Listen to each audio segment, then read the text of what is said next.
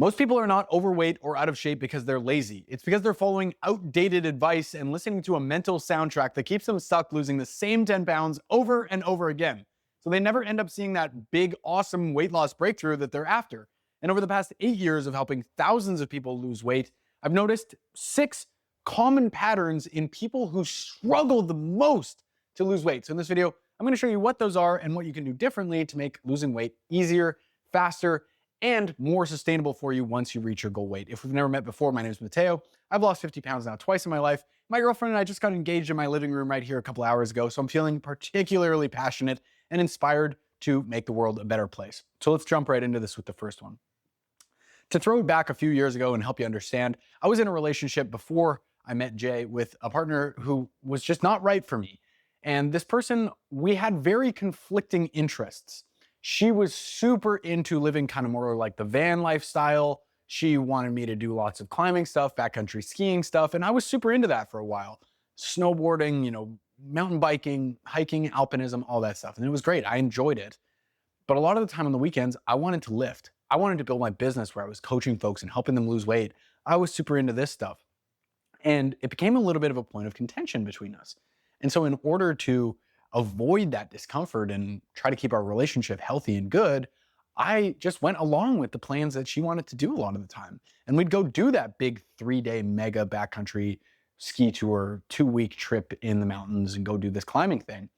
And the unfortunate thing about that is not only did it drive a little bit of a wedge between us and it caused a bit of resentment between she and I, it ultimately prevented me from ever really being the person who I wanted to be. As much as I was keeping things kosher and trying to dissolve conflict, at the end of the day, I made things worse by just people pleasing. And this is something that I see in a lot of folks who struggle to lose weight. They are people pleasers. Whether someone comes into their office and brings in baked goods or M&Ms and offers it to them, you just say yes. Like, oh yeah, I just want to be nice. Okay, what? I mean, are you really putting this person out by saying no? I get that it's not always easy to say no, and there might be a little bit of social pressure or whatever there. But I promise you, this person is not going to be seriously negatively impacted by you saying no, thank you. And it shows up in a lot of different ways too, whether you're at a restaurant or you're at a family meal or whatever, and there's people offering you food or saying, oh, what, you don't want anything else, or they order the big juicy burger with the onion rings and the dip and the beer, and you have a salad with the chicken or whatever. They automatically, sometimes I think, feel a little bit bad about themselves and their own choices. So they'll make a comment to you because it feels like a bit of a judgment on them, when in reality it's not, and you don't care. And it's not your job to make them happy and please them and make them feel confident and comfortable. It's up to you to just take care of you, not other people. So instead of taking care of everyone else and putting everyone else first, put your own oxygen mask on. Burned out people who acquiesce to the desires of everyone else make the worst partners, parents, and leaders. Maybe not the worst, but they make worse than people who take care of themselves. You can't just put everyone else first and make yourself come in last place and you get the scraps. I think this is a big part of why I see folks just thriving so much with weight loss and fitness stuff. I was working with a guy who lost a bunch of weight. He bought a Harley, he got promoted, he got married. It's not just because you lose weight, you feel great, you don't have to use the seatbelt extender, you come off blood pressure medication, yada, yada, yada. You love having sex with the lights on now. All that stuff is great. But in reality, it's just about prioritizing oneself and becoming someone who actually takes care of the things that they need. Putting yourself first, you start bringing out the best in others as well. And that leads to a big improvement in life overall. So people pleasing, something to avoid. By the way, Black Friday sale on our one-on-one coaching program. Check that out. Link in the description box. I'd be happy to help you put together a training plan, nutrition guidelines, and get you the coaching support and accountability you need to make your best ever body a reality in 2026 and beyond. Myth number 2. Gentleman I'm working with right now is so hard on himself. He sees the scale go up. He is just down. Not that he just could have done better on his weight loss. He sees it as a personal failure. And look, we could all do better with our weight loss stuff. We could all be a little bit better with our food choices, sleep a little bit more, get an extra workout in, some more cardio. I love this stuff. My life is built around this. I'm so passionate about it.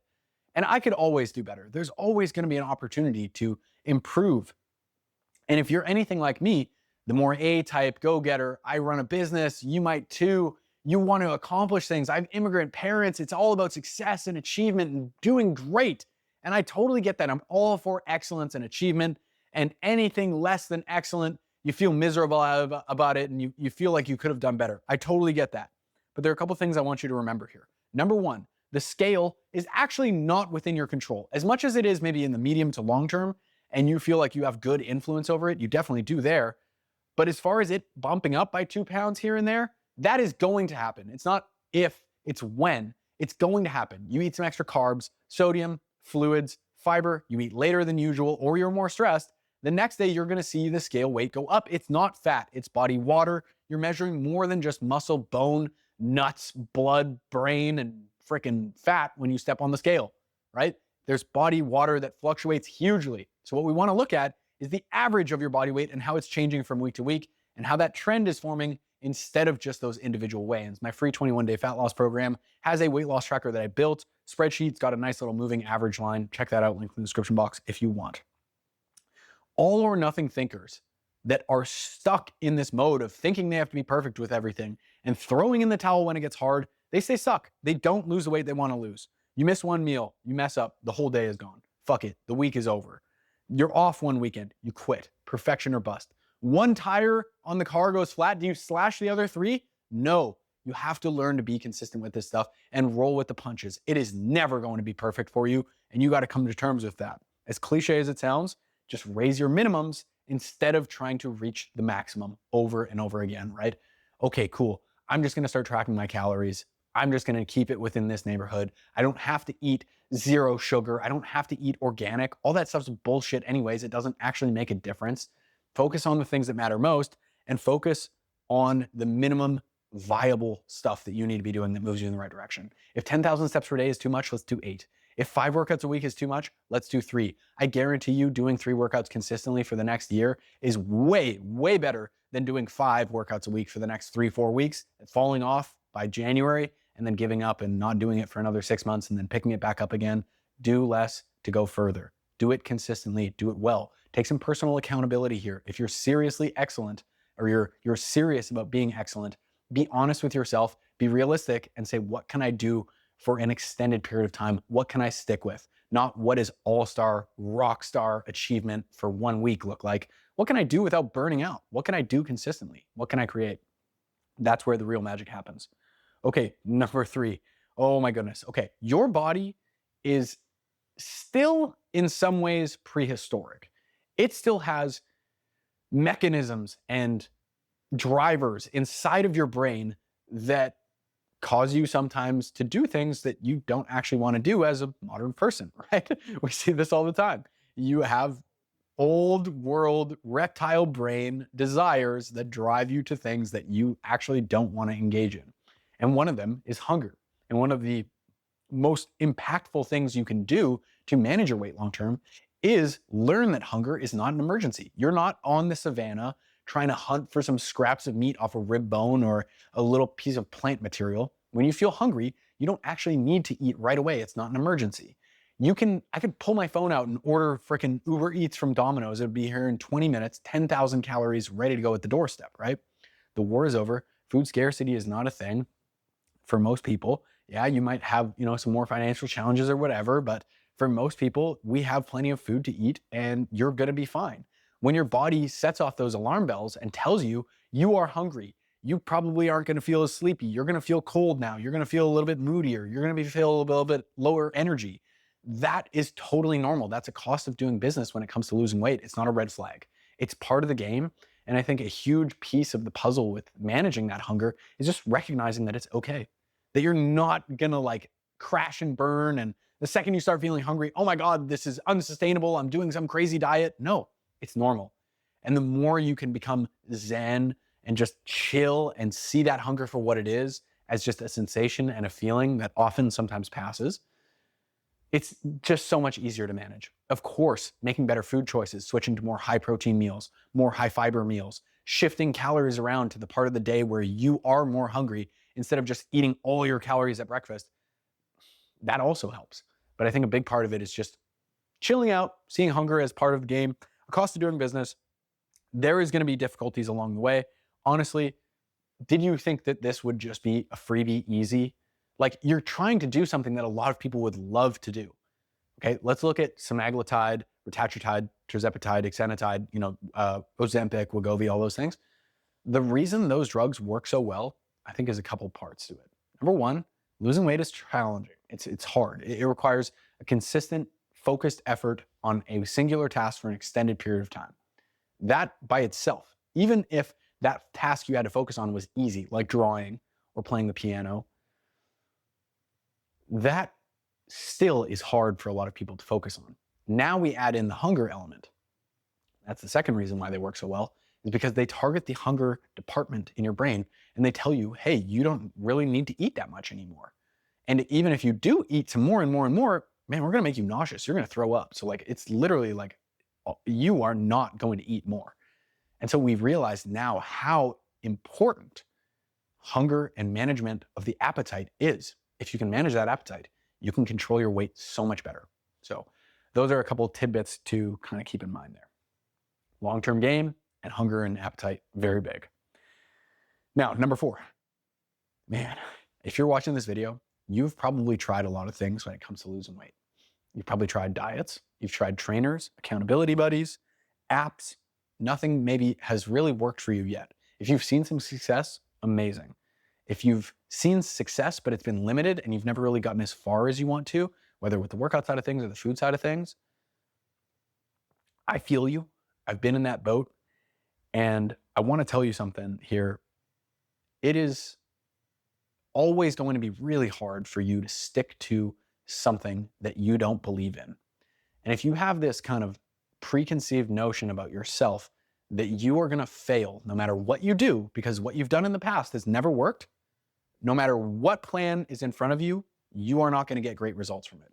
If there is no buy-in, if there's no belief in yourself, no love to just be like, you know what, self, Diana, James, Jonathan, whoever's listening, you got to give this your best effort. And I know you're going to be able to accomplish this. If you don't have that conviction and that belief to actually give it a good, fair shot, you are always going to struggle. And if you continue to shortchange yourself on that effort, that belief, that love, that inspiration, that like, oh, I'm going to go all in on this and make this happen. If you continue to shortchange yourself because of all your previous failures, that's just not fair. You're keeping yourself stuck living in the past instead of rewriting the future that could be. And like, yeah, it's not always going to be easy, just like we talked about with the hunger thing. There are going to be challenges along the way. But like anything worth having, big investment portfolio, amazing relationship, all these things come with challenges. It's a cost of doing business. It's not like it's without any give on the other side. There's a reward to these things, right? It's not just like, I'm asking you to be hungry, I'm asking you to track your food, go exercise. You have to force yourself to do these things and you get nothing out of it. There's huge, huge rewards on the other side of this stuff too, right? So it's even though you might have failed in the past, I'll bring it back. This might sound harsh, but it's not the program, it's not the trainer, it's not the app, it's not your body. What if it's between your ears that's really holding you back here? What if your fear of failure is what's preventing you from actually starting again? You know what I mean? What if you're just scared to actually go all in on it and that's the reason why you haven't seen the changes you want? Yes, it's going to be hard. Just like myself and my partner, we're going to be married someday. Oh my God, that's crazy to even say. We're going to be married. And that's going to have its own challenges. I'm going to have to show up every day, really deal with some interpersonal stuff. We may have conflicts along the way. I'm going to have to be patient.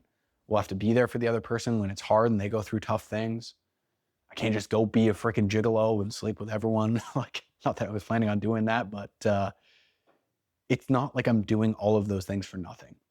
I get out of that a relationship that nobody else could have unless they were willing to sacrifice all those things too. That's what I get out of it. And I want you to think the same way for your fitness, for your nutrition, for your weight loss journey.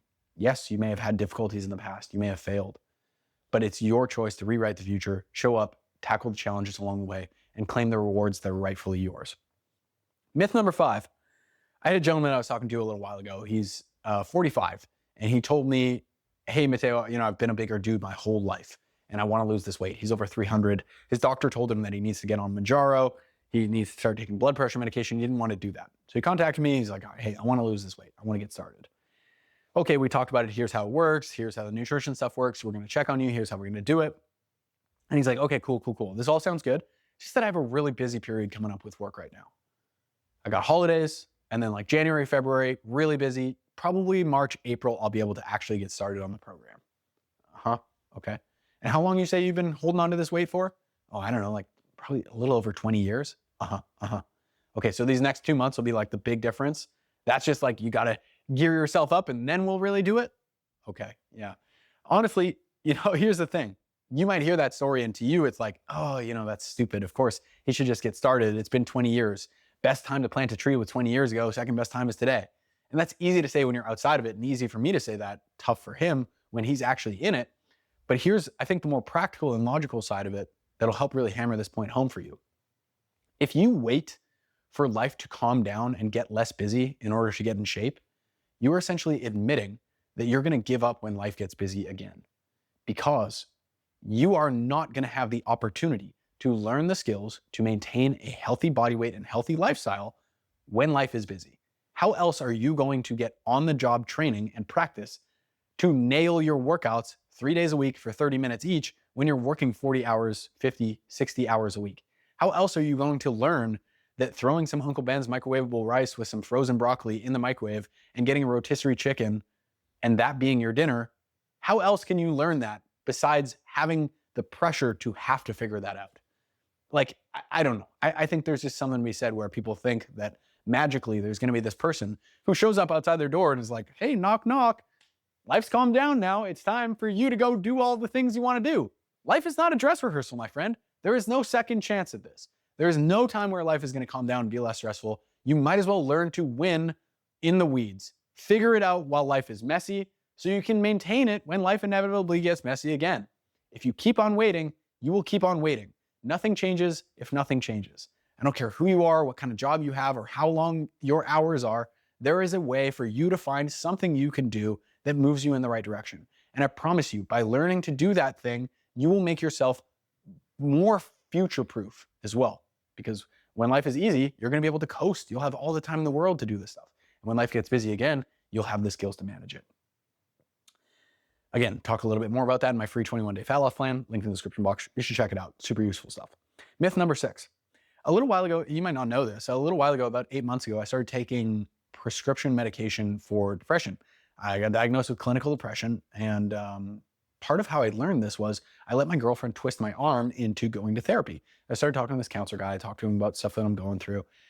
And he's like, man, it sounds like you have a lot going on. I'm like, yeah, I'm trying to build this body and this business and partnership, and we have all this stuff. And I put a lot of pressure on myself to excel and do well.